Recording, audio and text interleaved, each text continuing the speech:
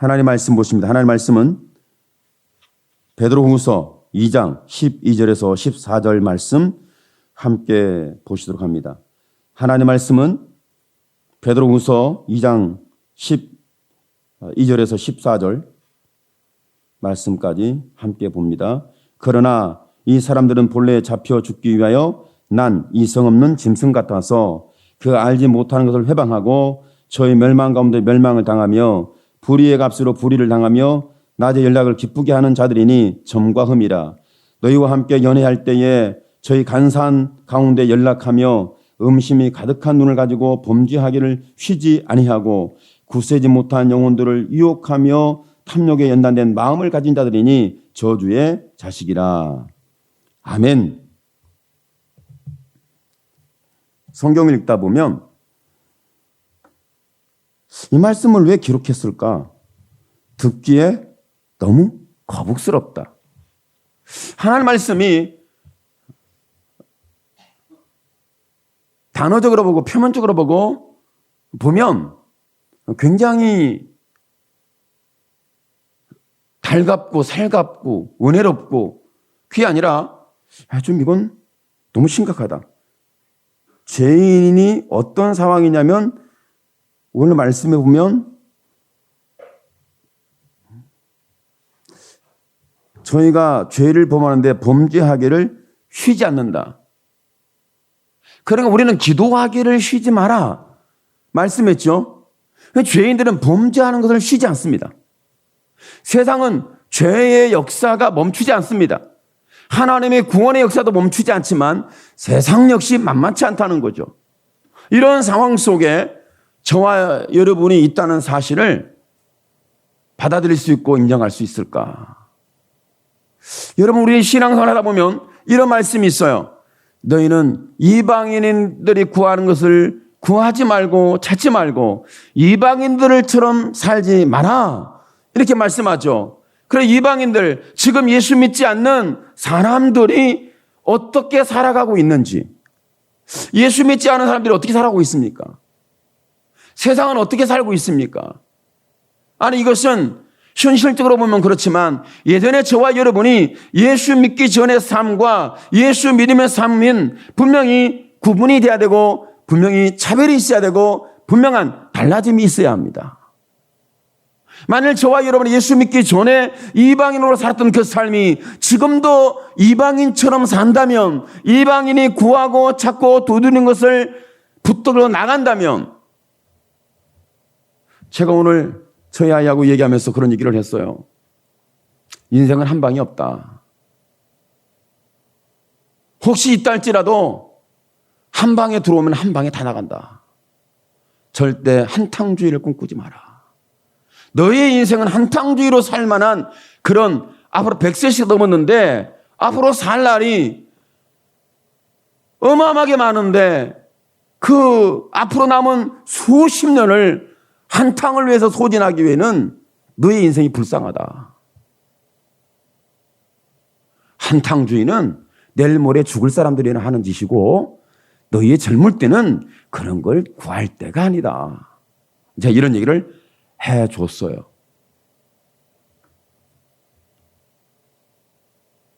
여러분, 내가 예수 믿어 당장 천국 간다.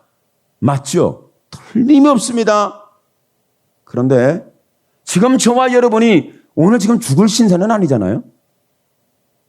오늘 당장 죽는 그런 사람은 아니잖아요. 오늘 죽기로 작정된 건 아니잖아요.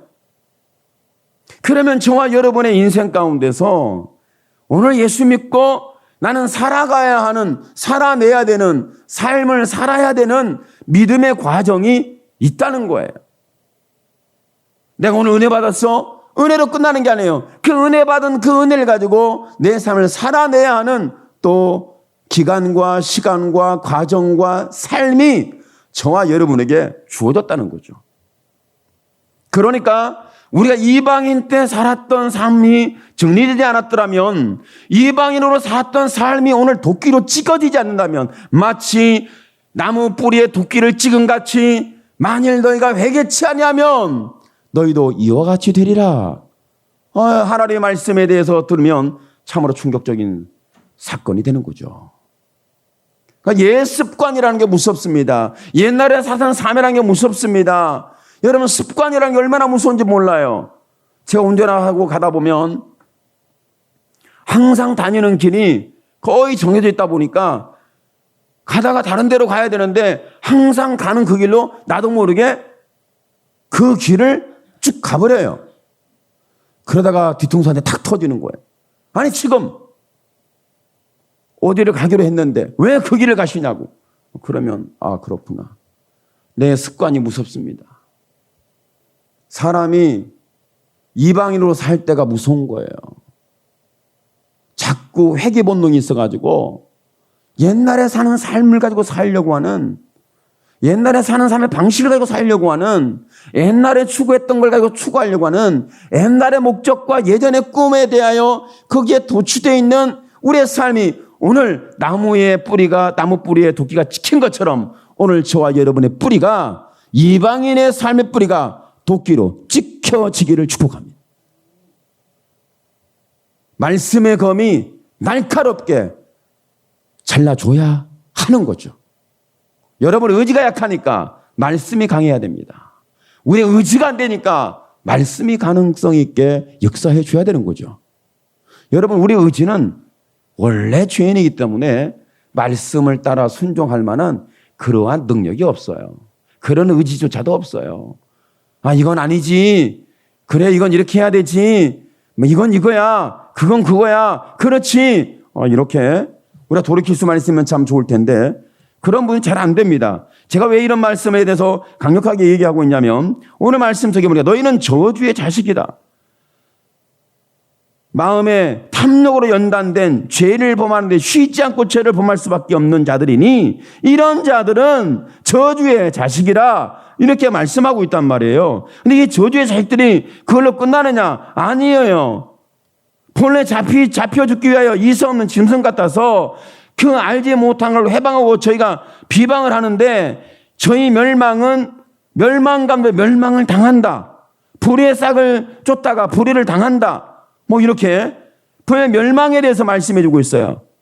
오늘 베드로후서의 말씀 보면 여러분 예수님께 그러니까 하나님 말씀에 보면 이 멸망에 대해서 말씀하는데 멸망이 맨 처음에는 타락한 천사들이 멸망을 받았어요. 두 번째로는 홍수를 통하여서 노아의 홍수 때 멸망을 받았어요. 그리고 세 번째로는 하늘의 유황불을 통해서 멸망을 받았어요. 그런가 제가 얘기를 했어요. 3차 세계대전을 통해서 아마도 종말이 되고 생이 멸망을 받을 것이다. 그런 얘기를 하는 건 개나 주라고 그래라. 그런 얘기는 하나님의 말씀이 아닙니다. 하나님의 말씀에 문자적으로만 봐도 하나님의 심판은 하늘의 유황불로 잿더미를 만든다고 그랬어요. 3차 세계대전은 아니에요. 인간들이 강홍에 만드는 불장난으로 세계는 멸망하지 않습니다. 인간들이 만들어 놓은 불장난으로 죄가 심판을 받고 죄가 멸망을 받지는 않아요. 물론 저와 여러분이 죄의 결과를 먹고 마셔야 하는 삶이 있다는 것과 살아야 하는 것과 결과가 그렇고 열매가 그렇다는 걸 부인할 수는 없습니다. 그렇지만 세상의 멸망이라는 것은 그렇게 가벼운 일이 아니에요. 여러분 성경에 보니까 개인적으로 멸망을 받는 사람이 있고 단체적으로 멸망을 받는 사람들이 있는데 개인적으로 멸망을 보면 이 사람을 보면 헤롯이라는 사람이요. 얼마나 왕권 독재를 강력하게 했냐면 예수 믿는 사도, 복음을 전하는 사도 야고보를 칼로 목을 베어서 순교를 했어요. 죽였어요. 베드로를 잡아다가 옥에 가뒀어요. 이럴 정도예요. 그래서 사람들을 모아서 연설을 했는데 많은 사람들이 와 신의 소리로다 뭐 이런 어떤 인기를 얻었죠. 성경은 뭘 말씀하고 있어요? 그가 이렇게 세상의 죄악의 권력에 앉았고 죄가 권력화되고 죄가 정치화됐어요. 분명히 헤롯 왕은 독재가 돼서 죄가 정치가 되니 복음을 도전하고 예수 그리스도를 멸시하고 사도 바울이 예수 믿는 사람들을 교회를 핍박하고 잔해하러 갈 때에 예수님이 말씀했어요. 바울아 바울아 어찌하여 네가 나를 멸시하느냐, 어찌하여 나를 핍박하느냐, 나를 박해하느냐. 이렇게 예수님 말씀했죠. 그런 것처럼 정치 권력이 죄가 된 거예요. 정치가 죄예요. 권력이 죄가 된 거예요. 그래가지고 하나님의 복음을 전하는 사도를 목을 베어 죽이고 베드로를 가둬버렸죠. 이런 현상이 일어났습니다. 그리고 많은 세상으로 인기몰이를 해서 많은 사람들이 그의 이 언변술에 쏙 빨려 들어갔죠. 야, 신이 내려왔도다. 뭐 이럴 정도이니까.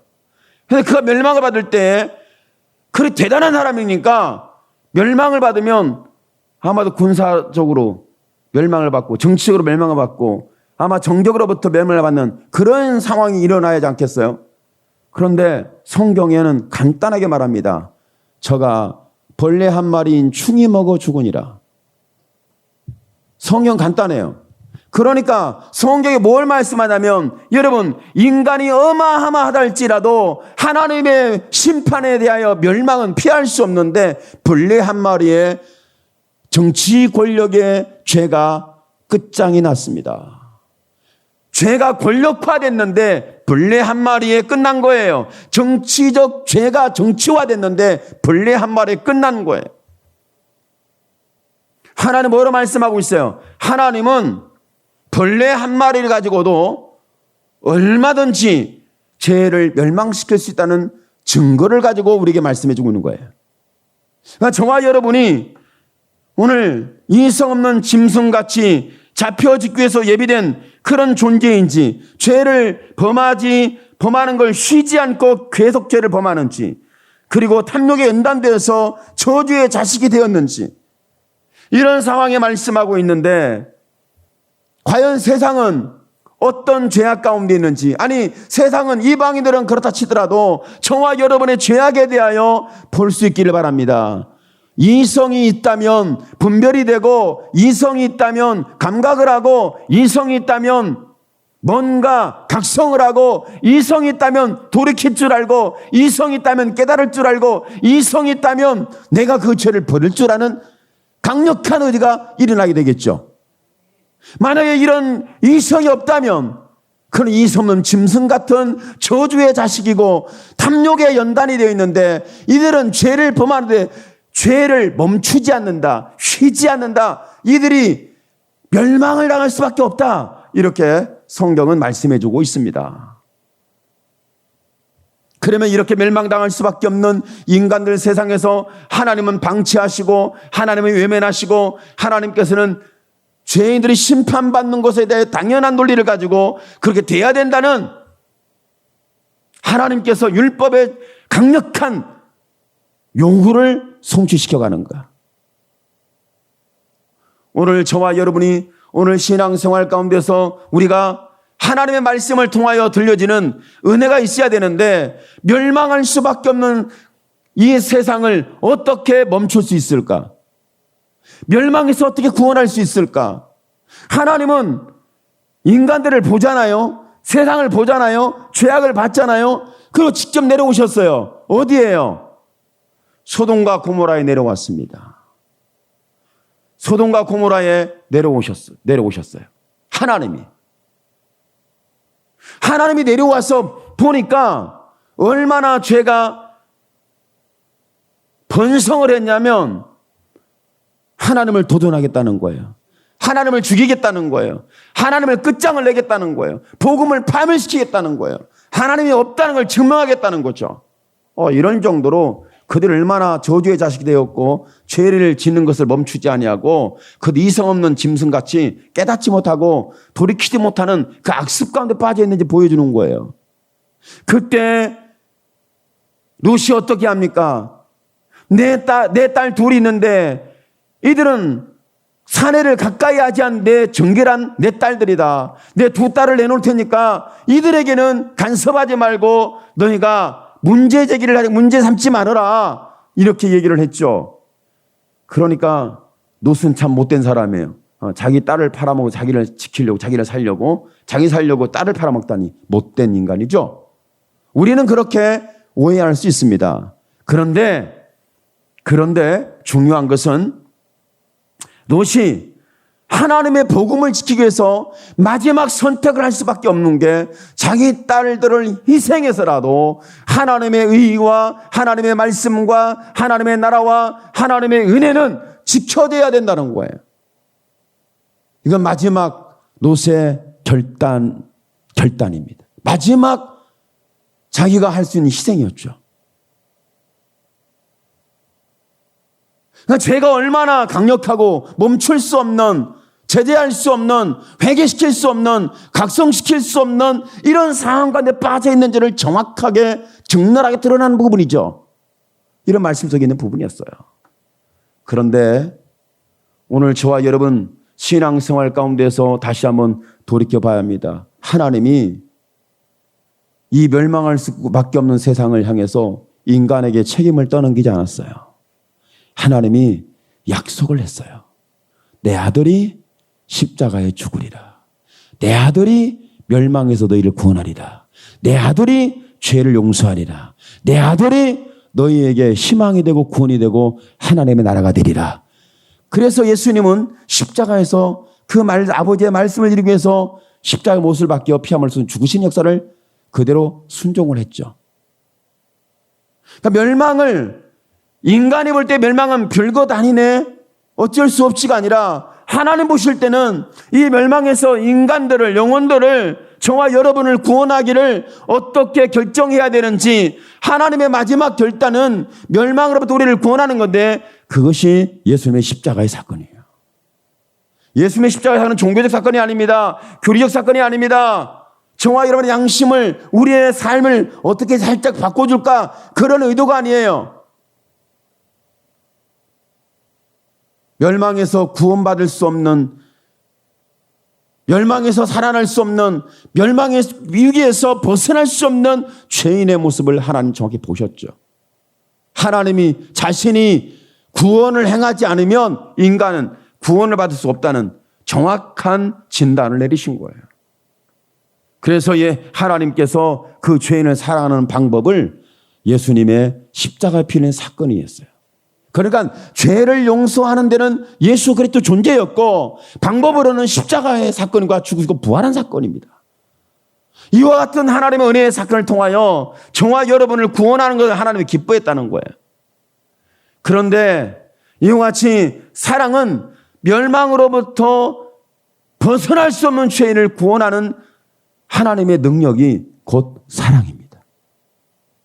이 사랑은 인간이 만들어낸 게 아니에요. 여러분이 마음 좀 양심적으로 살고 행위를 좀 고쳐먹고 내 삶을 좀 달라지게 했으니까 좀 사랑한 거 아니겠나? 내가 이렇게 마음을 좀 썼고, 옛날에 이방인일 때는 남의 걸 뺏었지만 내가 남의 걸 나눠줬고, 내가 남의 것이 내 것처럼 다른 사람을 비방하고 조롱하고 우습게 여기고 가볍게 여기고 빼앗고 도둑질하고 이성 없이 짐승같이 인생을 살았으며 멸망과 심판을 피할 수 없는 이 저주의 자식이 되었던 삶이 있었다는 거죠. 여기에서 저와 여러분이 내 생각 좀 고치고 마음 심보 좀 고치고 내 행위 조금 고쳤더니 구원이다, 나 천국 간다, 내가 예배 좀 드렸더니 천국문이 열렸다, 이런 새빨간 거짓말 속에 우리는 속으면 안 됩니다. 내가 좀 기도 좀 했다고 오늘 천국이다, 그런 거짓된 우리의 신앙에 대해서 하나님은 아시는 거죠. 그것이 저와 여러분에게 신앙적인 생활에서 있어야 할 덕목일 수는 있습니다. 있어야 하는 부분일 수는 있습니다. 그러나 그것이 근본이거나 본질은 아니라는 거죠. 저와 여러분이 멸망을 이길 수 있는 본질은 하나님의 사랑입니다. 여러분, 죄를 범하지 않을 수 있는 것도, 죄를 내가 이기는 것도, 죄가 다가오는 것에 대해서 내가 거부할 수 있는 것도, 단호하게 내가 마치 도끼로 나무 뿌리를 찍어버리는 것처럼 내 양심과 내 과거의 삶의 죄악으로부터 찍어버릴 수 있는 강력한 무기가 있는데, 이것이 하나님의 사랑입니다. 그 하나님의 사랑은 말에 따라서 나를 사랑해, 이런 정도가 아니죠. 여러분이 예수님의 십자가의 갈보리산에서 못 박혀서 6시간 동안 고통하면서 죽어가는 그 처절한 저주의 모습을, 나무에 달린 자마다 저주 아래에 있는 자라 하였으니 그 나무에 달려 죽어가는 예수를 보시기를 바랍니다. 이것은 자기가 그 저주를 받으심으로 말미암아 우리의 저주를 짊어지신 거예요. 저와 여러분 도대체 구원받을 요소는 아무것도 없어요. 여러분 옛날에 사는 삶이나 지금 사는 삶이나 똑같아요. 별 볼 일 없습니다. 옛날에 여러분이 말했던 거 지금 말하는 거나 별 차이가 없어요. 여러분의 양심과 예전의 양심과 이방인의 양심과 그리스도인의 양심이 뭐 다른 게 뭐 있어요? 좀 선하게 살아야지. 좀 착하게 좀 살아. 죄 좀 짓지 말고. 뭐 이 정도잖아요? 아니에요. 사도 바울이 예수를 만나고 나서 한 말이 있어요. 나는 예수만 알기로 작정했다. 말을 하면 예수님이 십자가만 말하기로 작정했다. 아는 것으로는 예수님을 알고 말하려면 십자가만 말한다. 이 두 가지를 말함에도 불구하고 나는 죄인 중에 괴수다. 좀 충격적이잖아요. 이 두 가지를 얘기하면 엄청난 사건이고 경험하면 엄청난 사건인데 그런데 그는 디모데에게 하는 말이 야, 내가 죄인 중에 괴수야. 그 하나님의 사랑에 그 깊이에 그 사랑의 은혜에 감동되니까 자기가 살아가는 삶에 대한 부분이 얼마나 이렇게 불의하고 불법적인지 내 양심이 이미 알고 있고 내 과거의 삶의 습관이 알고 있고 내가 살아가는 지금 현재 모습을 지금 보며 알고 있는 모습이 있지 않습니까? 나는 죄를 멈출 수가 없습니다. 우리는 지금 죄를 멈추지 않습니다. 죄인 줄 알면서 죄를 멈추지 않는 이성 없는 짐승같이 되어서 저와 여러분은 저주의 자식이라 이미 심판과 멸망의 대상에서 피할 수가 없는 존재로 전락했는데 이와 같은 저와 여러분을 멸망할 수밖에 없는 우리를 구원하기 위해서 우리를 붙잡아 내셨는데 그 손은 못장난 피 흘리는 손입니다. 이것을 사랑이라고 말합니다. 사랑은 멸망에서 저주에서 죄를 범할 수밖에 없고 죄를 멈출 수 없는 이성 없는 짐승 같은 우리를 하나님의 자녀로 붙잡아 내시는 것. 이것이 곧 하나님이 준 특별하고 독특하고 어찌 보면 마지막 사랑일 수 있습니다. 예수님은 그래서 처음이고 예수님은 마지막이 알파와 오메가가 되신 하나님. 예수 그리스도는 처음이에요. 마지막이에요. 처음부터 끝까지 예수예요. 우리 행위가 알파가 된 행위야 오메가가 된 행위가 똑같다. 귀한 거죠. 그러면 그 행위가 똑같다면 어떻게 그 행위가 똑같아졌겠어요? 알파가 되신 예수 그리스도가 지금도 오메가 끝자락에서 나와 함께 하신 예수 그리스도. 그러니까 내가 예수를 언제 만났는지 모르지만 그 만나고 듣게 된 순간부터 내가 운명하고 죽어지고 버려지고 썩은 시체가 되어지는 그 순간까지 내가 예수라는 그 나의 메시아 앞에 붙잡혔다면 이것을 분명히 나는 변함없는 사랑 가운데 붙잡혔다는 사실을 고백할 수밖에 없습니다. 그럼 멸망을 피할 수 있는 방법이 뭐겠어요? 여러분이 지금 당장에 내가 지은 죄악에서 지금 계속 이 죄를 짓고 계속 그대로 살면 여러분은 길이 없어요. 왜? 성경에 보세요. 죄를 범하는 걸 쉬지 않는데요. 근데 그들은 이성 없는 짐승이래요. 폰에 잡혀 죽기 위해서 예정되고 예비된 이성 없는 존재다. 이렇게 말하고 있잖아요. 그들을 통째로 말하기를 확실하게 말하기를 저주의 자식이다. 저주받은 놈이다. 저주받은 놈이다. 이렇게 말하고 있어요. 오늘 여러분의 저주가 오늘 꺾여지기를 축복합니다. 여러분의 심판이 안개처럼 날아가기를 축복합니다. 여러분을 향해 멸망이 다가오는 멸망이 여러분의 구원의 소식이 되기를 축복합니다. 오늘 말씀을 통하여 우리 하나님은 마지막 결론, 마지막 사랑이 뭐냐면 예수 그리스도예요. 처음 사랑도 예수 그리스도고요. 마지막 사랑도 예수 그리스도예요.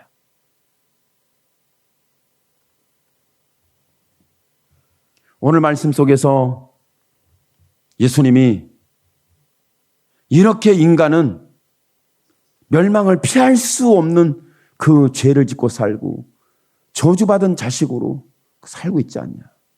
너희는 이성 없는 짐승이다. 이들은 거짓 선지자요, 거짓 복음이요, 거짓 예수요, 거짓 영이요, 거짓 신앙이요, 거짓 말씀이요, 거짓이라는 거예요. 저와 여러분의 신앙이 그런 척하는 거짓이 아니기를 축복합니다. 그런 척이 아니라 그렇다고, 맞다고, 틀림없다고. 당신은 저주받은 자식이에요. 틀림없습니다. 당신은 왜 죄를 범하고 죄를 범하는 걸 쉬지 않는 죄를 짓고 있습니까? 맞습니다. 당신은 이미 잡혀 죽기 위해서 예비된 이성 없는 짐승 같은 존재입니다. 맞습니다. 그런데 이렇게 길이 없고 희망이 없고 미래가 없고 내일이 없고 구원이 없는, 저와 여러분에게 꿈도 없는, 꿈을 꿀 수도 없는 이 비극적인 죄인을 위해서 마지막으로 하나님이 사랑하는 사랑을 선언하고 선포하고 증명하고 증거해 주시는데, 그 사랑이 갈보리산에서 매달린 예수 그리스도 십자가의 사건이에요. 오늘 이 사랑이, 오늘 여러분이 뭐 때문에 헤매고, 뭐 때문에 방황하고, 뭐 때문에 마음 뺏기고, 뭐 때문에 눈이 돌아가고, 뭐 때문에 내 정신적인 부분이 헷가닥하고, 뭐 때문에 저와 여러분의 삶이 사니 못 사니 죽니 이러니 저러니 갈팡질팡하면서 이섬 짐승처럼 길도 잃어버리고 저주받은 모습으로 그 죄를 범하는데 쉬지 않고 달려가는 브레이크 없는 죄인 되었을까? 오늘 그런 상황을 보면서 이와 같은 희망이 없는 나에게 왜 하나님은 찾아오셨을까? 왜 예수는 나의 구원이라고 자신을 선언해 주시는가? 왜 그분은 내가 안 받아들이고 거부하고 외면하고 예수를 다시 십자가에 죽이는 이런 범죄자가 됐을 텐데, 저주받은 자식인데 어찌하여 나에게 끊임없이 사랑한다고 십자가 피 흘린 모습을 가지고 우리에게 접근하시고 우리를 붙잡아내시고 우리의 양심과 심령과 삶을 적셔내셔서 구원이라는 놀라운 하나님의 은혜를 쏟아 부어주는지. 멸망이라는 것은 더 이상 길이 없다는 거예요. 길이 안 보일 때 저와 여러분 보일 수 있는 길은 딱 하나입니다. 예수 그리스도. 인간이 길이 안 보여야 맞습니다. 그래야 예수밖에 안 보여요. 이 길도 보이고 저 길도 보이고 그 길도 보이고 어제 길도 보이고 오늘 길도 보이고 내일 길도 보이고 막 길이 사방팔방 다 잘 뚫려 있어요. 어디 가든지 다 갈 수 있을 것 같아. 이 죄악된 역사는 그렇게 우리를 방치할 겁니다. 그런데 이 모든 길이 차단되고 보니 내가 저주받은 자식이 무슨 길이 있겠습니까? 죄를 범하는 쉬지 않는 죄인이 무슨 희망이 있겠습니까? 이성 없는 짐승같이 깨닫고 돌이키지 못하는 이 죄인 중의 괴수가 어떤 내일의 삶에 달라짐이 있겠습니까? 가능성이 없어요. 이것이 하나님의 은혜라는 사실을 다시 한번 짚어보기를 축복합니다. 그래야 예수밖에 없구나. 난 내일 모레 죽어야 돼. 난 내일 모레 죽을 수밖에 없어. 딱 보니까 죽음의 길밖에 안 보여. 난 죽어야 답이야. 죽음의 길밖에 안 보여. 여러분은 해답을 찾은 겁니다. 왜요? 그 죽음의 길에서 누구밖에 들리지 않고 나에게 찾아오는 분이 딱 한 분 있어요. 내가 죽음의 길에서 내가 죽어야 되고 죽음밖에 답이 없고 길이 없다고 하는 그 상황에 답이 되신 분이 딱 한 분밖에 없어요. 그분이 예수입니다.